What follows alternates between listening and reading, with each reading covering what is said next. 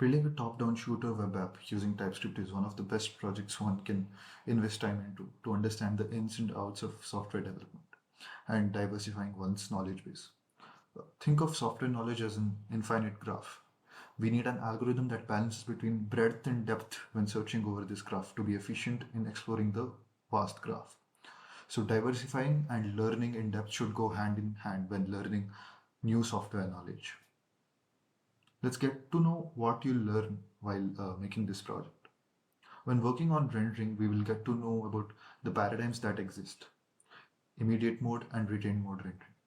In case of immediate mode, we consider the UI as a slate. We keep wiping the slate and render the entire UI from scratch again and again in a loop. We maintain an app state which tells us what to render on the screen. If there is some kind of user interaction like mouse click, we update the app state and re-render everything from scratch.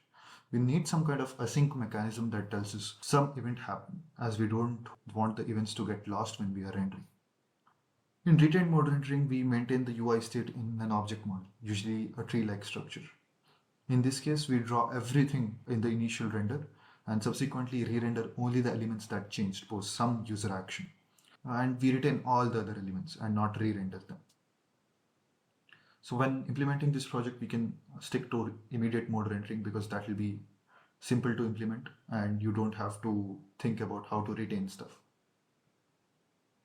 This project will also give us insights on code structuring and low-level design.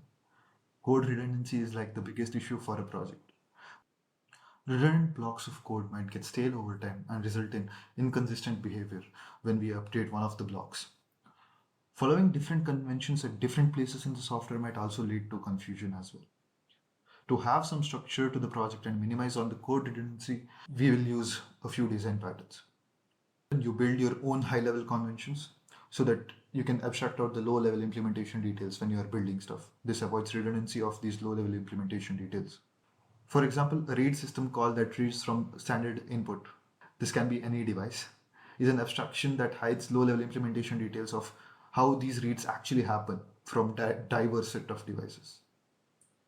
Consider a case where we have objects of different types and they update their internal state based on a few events. And each class has a handler that gets called when certain events like click occurs.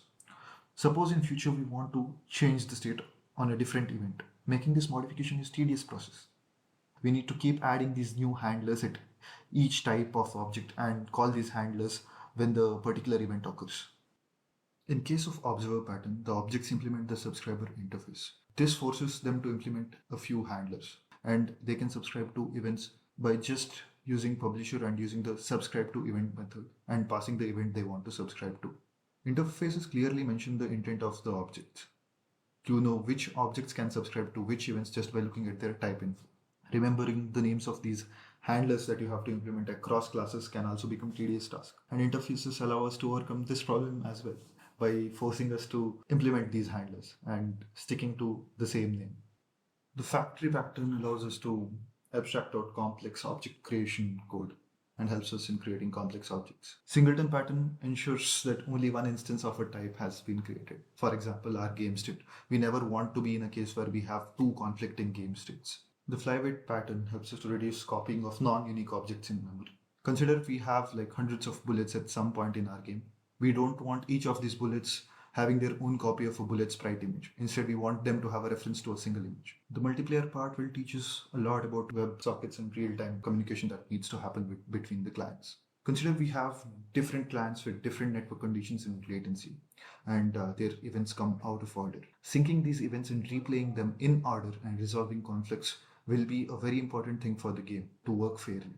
We want to maintain some state at the client and some state that needs to be maintained at the server. And we also need to decide on what to broadcast. And deciding on this and implementing this will be a challenging part as well.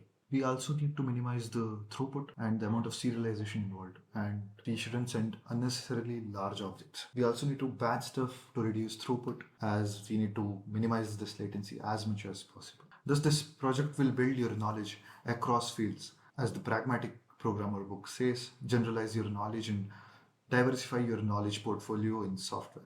Think of software knowledge as stocks and don't put all your eggs in a single basket. Thank you for watching this video. I'll probably come up with a video covering all the design decisions that I took when building the same project, and we can have a healthy discussion over it. Do consider posting your thoughts about this video in the chat and subscribing to this channel.